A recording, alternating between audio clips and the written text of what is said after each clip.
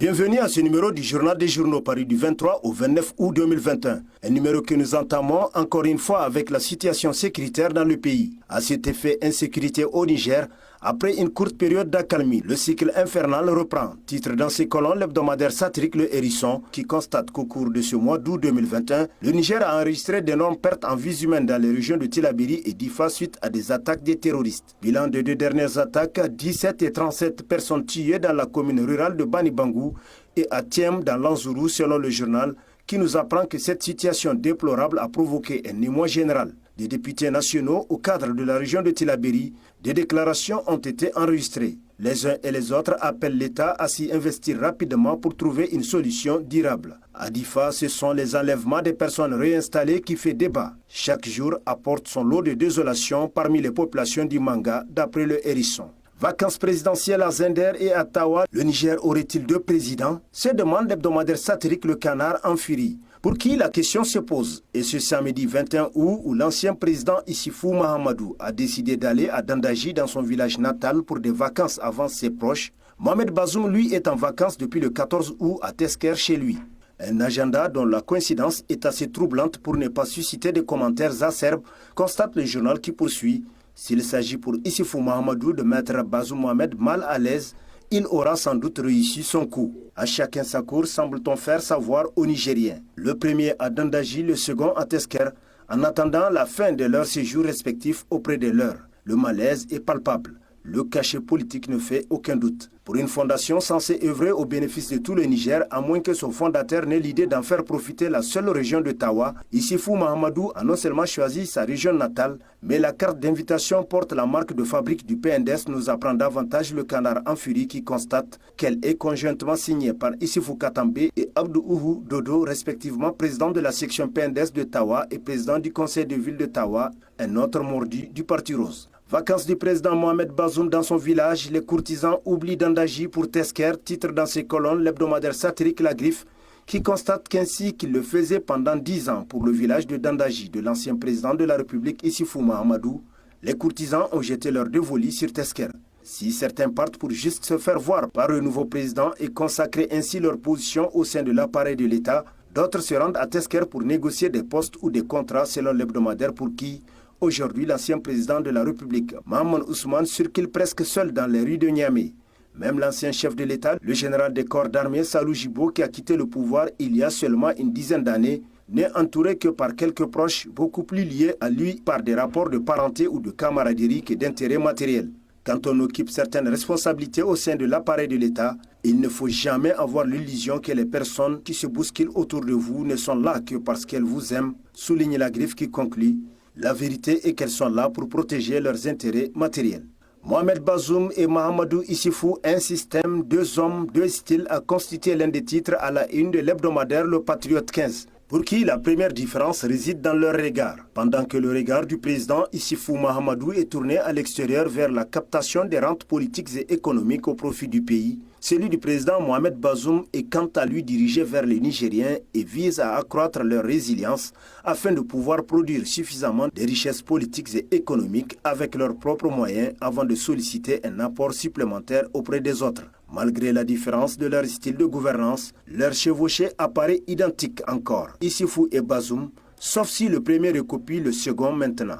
Débat continu, conclut le Patriote 15. Lutte contre la corruption, l'ombre d'Issifou Mahamadou plane sur de nombreuses affaires à scandale, titre à sa une l'hebdomadaire Le Monde aujourd'hui, d'après qui la lutte contre la corruption n'a pas encore enregistré de chute de gros bonnets et à Niamey, dans la capitale nigérienne, beaucoup de gens rigolent de la volonté exprimée du président Mohamed Bazoum d'engager une lutte sans merci contre la corruption. Il a peut-être sa petite idée sur les voies et moyens dont il va user pour abattre l'hydre, selon le journal qui souligne qu'il s'agit d'une hydre à plusieurs têtes, qui ne se laissera pas faire, particulièrement lorsque ça vient d'une main connue. Dans presque toutes les grosses affaires que les Nigériens espèrent voir juger, il y a l'ombre de l'ancien président qui plane, constate l'hebdomadaire qui poursuit. La levée de bouclier actuelle des partisans de l'ancien président serait-elle liée à cette réalité des scandales financiers qui ont scandé la vie de l'État de 2011 à 2021 ? Quoi qu'il en soit, le temps passe, la roue tourne inexorablement et les pratiques changent. Le rôle et la responsabilité véritable de l'ancien chef de l'État nigérien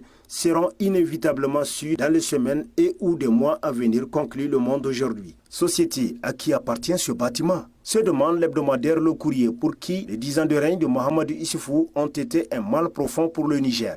Le pays a été plongé dans une pauvreté indescriptible avec ses ressources détournées par des individus cupides et sans vergogne. Du reste, les 10 ans au pouvoir d'Issoufou Mahamadou n'ont servi qu'à enrichir un clan au détriment du pays. Avec Issoufou Mahamadou, c'est le gangstérisme économique qui a pris naissance au Niger selon le journal qui renchérit. C'est le milliard qui est devenu l'unité de compte. Des individus se sont exponentiellement enrichis et l'État dangereusement appauvri. Des immeubles construits avec l'argent public volé poussent. L'eau potable manque dans les villages et hameaux. À la défense, c'est la catastrophe. Ils ne sont pas nombreux les Nigériens qui savent où vont les ressources tirées du pétrole. Des immeubles construits à des centaines de millions de francs CFA pullulent dans chaque coin et recoin de nouveaux quartiers, constate le journal, qui donne l'exemple de ce bâtiment en construction dans un coin perdu de Niamey, dont le propriétaire serait un haut responsable de l'État. A-t-il eu l'argent ou pour construire un tel bâtiment? Se demande Le Courrier qui conclut. Vraiment, l'État sauve beaucoup de gens. Affaire Sopamine vs Tanadi, 3 milliards ont disparu entre le pont Kennedy et la rue Maurice Delens sous Hamazada, actuel ministre de la Communication. Le président Bazoum a le preuve. Je voudrais dire clairement ici que quiconque a une responsabilité dans l'administration publique répondra désormais tout seul et entièrement de ses actes. Son parti politique, sa base, sa famille, sa communauté ne lui seront d'aucun secours au cas où son comportement devrait commander à une mesure coercitive à son encontre. Disait le président de la République, nous rappelle l'hebdomadaire L'Éclosion, pour qui l'on peut légitimement s'interroger sur les raisons qui poussent l'ancien directeur général de Sopamine à distribuer l'argent public à des institutions de microfinance. Nommé à la Sopamine en 2013 à la faveur de la rébellion qu'il a menée aux côtés d'Albade Abouba pour déchiqueter le MNSD au profit du PNDS au pouvoir, Hamazada a dû faire face à une affaire de DAT avec l'institution de microfinance Asusu SA dirigée à l'époque par Rekia Germakoy en 2017 déjà. En son temps, suite à des injonctions de Hassoumi Massaoudou, alors ministre des Finances, il avait sommé Asusu de lui rendre 500 millions de francs CFA déposés par Sopamine. Cette autre affaire avait fait le tour du monde et a coûté à Dame Rekia Germakoy son poste et son bébé, comme elle appelait Asusu SA qu'elle a créé, nous rappelle L'Éclosion, pour qui c'est à croire qu'à chaque fois que Hamazada est dans un coin avec ses DAT, ça finit toujours par des problèmes, dont des limogeages et autres emprisonnements. Scandale de la Renaissance sous Issoufou, des boutures de manioc au tubercule pourri déterré, titre entre autres à sa une l'hebdomadaire L'Actualité, pour qui, alors que l'on cherche un Nigérien bien nourri, bien éduqué, bien portant, mieux loti, l'homme friand de vanité nous montre du béton, des fleurs dans la ville, des fêtes insouciantes de notre mal-être. Il ornait son bilan des couleurs de l'artificialité, heureux de servir aux Nigériens de vessie à la place de lanternes escomptées. Et des chiffres peu sérieux venaient étayer le travail d'Hercule réalisé en 10 années, qui n'auront été que des années de parasitage autour de l'appareil d'État, sur lequel s'agrippaient comme sangsues des socialistes prédateurs qui ont dévasté les deniers publics, violenté les lois et les procédures et ruiné le pays et notre réputation de Nigériens, regardés désormais à travers le monde comme des voleurs, des grands bandits d'État dont les plus assermentés n'ont que faire de leur engagement moral devant la nation, constate L'Actualité, qui se demande: le Niger peut-il se libérer de ses prédateurs pour émerger, et Bazoum de cette meute de voleurs qui voudrait le prendre en otage pour maintenir l'impunité? Échiquier politique national, Mahaman Ousmane dans une aventure ambiguë, titre dans sa rubrique Focus, Niger Interhebdo, qui constate que candidat malheureux au second tour de la présidentielle du 21 février 2021, le président du RDR Tchandji, Mahaman Ousmane, est dans une situation politique assez ambiguë. D'abord abandonné par son allié principal,